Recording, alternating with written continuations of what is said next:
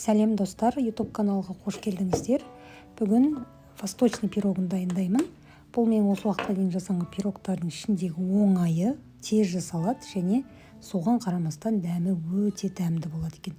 1-2 күн тұрса да дәмі бұзылмайды, шаймен ішкенге өте күшті. Міндетті түрде видеоны соңына дейін қарап шығыңыздар. Мен осы описание бөліміне барлық керекті заттарын, граммдарын жазып кетемін.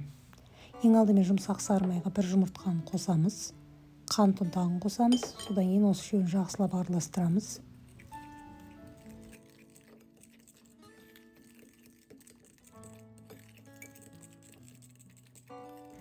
Осының үстіне ұн мен разрыхлительді салып, қамыр илейміз. Қамырымыз жұмсақ болады, главное қолға жабыспаса болды.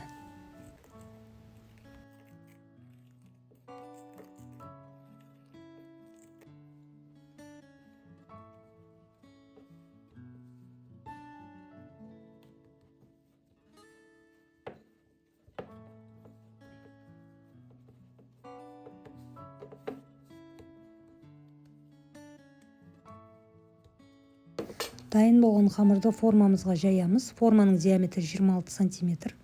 Ең алдымен осылай қамырды алып бортиктарын келтіріп аламыз. Содан кейін қалған қамырдың бәрін астыңғы жағына жайып шығамыз.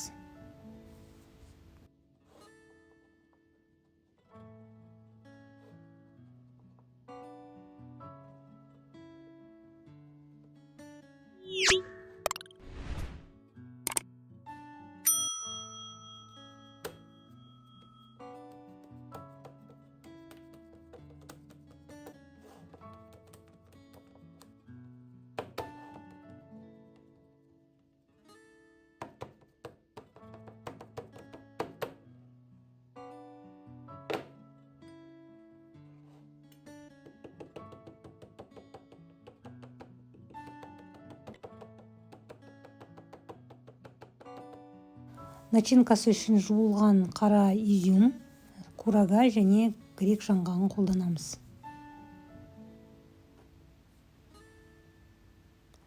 Курагаларды осылай кесіп алдым.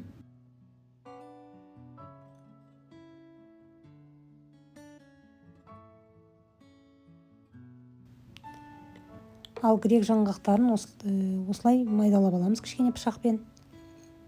Негізі мен осы пирогта 150 грамм грек жаңғағын қолдандым, бірақ ол начинкамыз кішкене тығыздау болады. Ал егер тәттірегі, сгущенкасы көбіректеу болған қаласаңыздар, онда грек жаңғағын 100 грамм қоссаңыздар да жетеді.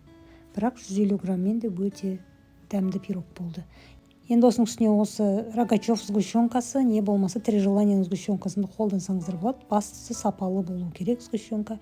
Осылай барлығын бетіне құйып, жетпеген жерлерін қасықпен келтіреміз.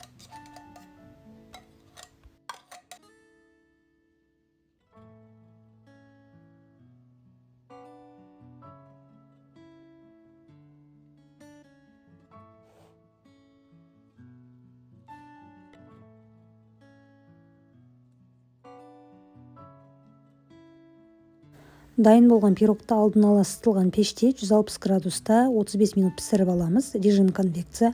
Ал егер сізде режим верх-низ болатын болса, онда 150 градуста пісіріп алған дұрыс.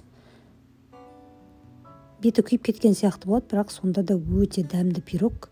Міндетті түрде жасап көріңіздер. Видео ұнаса лайк басып, комментарий қалдыруды ұмытпаңыздар. Және осы пирогты пісіргісі келіп жүрген таныстарыңызбен міндетті түрде бөлісіңіздер.